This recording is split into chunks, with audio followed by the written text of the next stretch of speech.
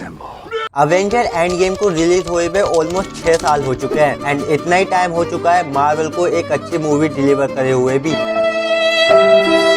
तो मार्केट में सालों की कमाई इज्जत को बचाने के लिए एक अच्छी मूवी तो डिलीवर करना पड़ेगा ही ना, जिसके लिए ये इस बार अपनी एड़ी चोटी का जोर लगाकर पैसों के बलबूते पर एक अच्छी मूवी देने की पूरी कोशिश करेंगे, जिसके लिए इनको सीक्रेट वॉर का बजट कैसे भी करके 1 बिलियन के पार तो पहुंचाना ही होगा। इसके बारे में हम बात भी करेंगे, बट उससे पहले ये सवाल उठता है कि क्या ये इस बार सक्सेसफुल हो भी पाएंगे, क्योंकि कंपटीशन बढ़ चुका है एंड हाल ही में सुपरमैन के ट्रेलर की हाइप को देखकर समझ में आ रहा है कि डीसी ने भी अपने अस्तित्व को वापस से उजागर कर लिया है एंड ऊपर से फेज 4 एंड 5 की गलतियों की वजह से एक नई बीमारी ने और जन्म ले लिया है, जिसे अपन लोग सुपर हीरो फैटिक के नाम से भी जानते हैं। मतलब इतनी सारी चुनौतियों को पार करना पड़ेगा इन लोगों को। अब तो समझ ही सकते हो कि इतने सारे पैसों की जरूरत क्यों पड़ रही है। तो यहीं से शुरू करते हैं कि अगर इतना सारा पीछा की डिमांड है तो ये लगेगा कहाँ पर, मतलब इस्तेमाल कहाँ होगा। तो सुनो, देयर आर रीजन जहाँ पे इस पीछे का सदुपयोग होने वाला है। First of all, secret war एक मल्टीवर्सल मूवी होने वाली है जिसमें डिफरेंट रियलिटीज एंड यूनिवर्स दिखाए जाएंगे एंड ऑब्वियसली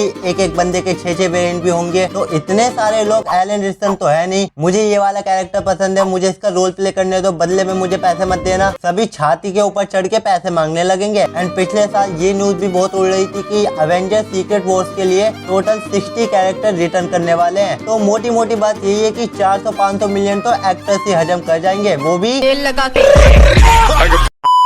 एंड एडिशनली ये और बता दूं कि अवेंजर एंड गेम के लिए आयरन मैन ने 75 मिलियन चार्ज करे थे। तो इस बार तो डूबती हुई नैया को बचाने की बात है, मजबूरी का फायदा तो ये भी उठाएंगे। क्या मतलब कि मार्वल भी तो रॉबर्ट डॉनी जूनियर को शुरू में कास्ट नहीं कर रहा था, इसी का बदला ले रहे हैं।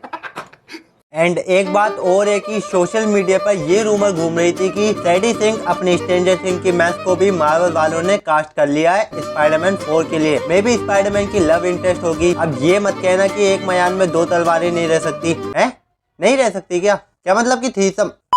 तो बात अभी भी यही है कि फैंटास्टिक 4 की फैमिली भी सीक्रेट वॉर में आने वाली है। कॉन्सेप्ट आर्ट में तुम्हें पता चल ही गया होगा एंड रूमर भी घूम रहा था कि क्रिस इवांस भी एमसीयू में रिटर्न करने वाले हैं एक सीक्रेट रोल के साथ। अब जब पूरे गांव के बराबर की कास्ट को एक मूवी में लाने की बात कर रहे हो तो इनको पीछा तो देना पड़ेगा ना पड़ेगा। नेक्स्ट रीजन है कि वही मार्वल की पुरानी आदत नॉस्टैल्जिया पर खेलना, जहाँ पर इस बार ये लोग पता नहीं कैसे बट रॉबर्ट डॉनी जूनियर की लेगेसी को एक नया डायनेमिक देकर उसे एक प्रॉपर विलन बनाने वाले हैं, जिससे लोगों की ये प्रॉब्लम भी सॉल्व हो जाएगी कि हम रॉबर्ट डॉनी जूनियर को किसी भी मूवीज में देख ले बट मुंह से आयरन मैन ही निकलता है। तो लो, इस बार डॉक्टर डूम निकलेगा और ये चीज रॉबर्ट डॉनी जूनियर की एक्टिंग करियर के लिए भी अच्छी है। वो और भी नई चीज को एक्सपीरियंस कर पाएंगे अपने आयरन मैन के बबल से बाहर निकलकर। जहाँ पे तुमने ओपेनहाइमर देखी हो तो तुम जानते ही होंगे कि ये बंदा चाहे तो अपनी एक्टिंग के बल पर ऑस्कर भी जीत सकता है। तो इस मूवी के हाई बजट का अगला रीजन है कंक्लूजन ऑफ मल्टीवर्स सागा, जिसका मतलब है कि एमसीयू का एक पैटर्न होता है जहाँ पर ये लोग 2-3 फेज में जितने भी इवेंट हुए हैं उन सबको एक महाविलन के सर पर थोप कर उस पूरे सागा को कंप्लीट कर देते हैं। जहाँ पर पिछली बार इन्फिनिटी सागा का मेन विलन थैनोस था, तो इस बार मल्टीवर्स सागा का मेन विलन डॉक्टर डूम है। तो जब ये मूवी 12-13 मूवी का रिजल्ट होने वाली है तो पीछा का उपयोग करना तो अति आवश्यक बन ही जाता है, जिसके पर्दे में रहकर ये लोग एमसीयू को सॉफ्ट रिबूट देकर फेज 3 और फेज 4 की गलतियों को भी धो देंगे और साथ ही साथ नए एक्समैन के कैरेक्टर और म्यूटेंट की एंट्री भी हो जाएगी। एंड क्या पता मार्वल के बैनर तले हमें एक्समैन की नई मूवी भी देखने को मिल जाए। तो सब कुछ मिला जुला कर मैं यही कहूंगा कि जितनी लंबी कास्ट रखोगे उतना ही लंबा खर्चा पड़ेगा। तो यस, यही थे मेरे विचार मार्वल की हाई बजट मूवी को लेकर। अगर वीडियो अच्छी लगी हो तो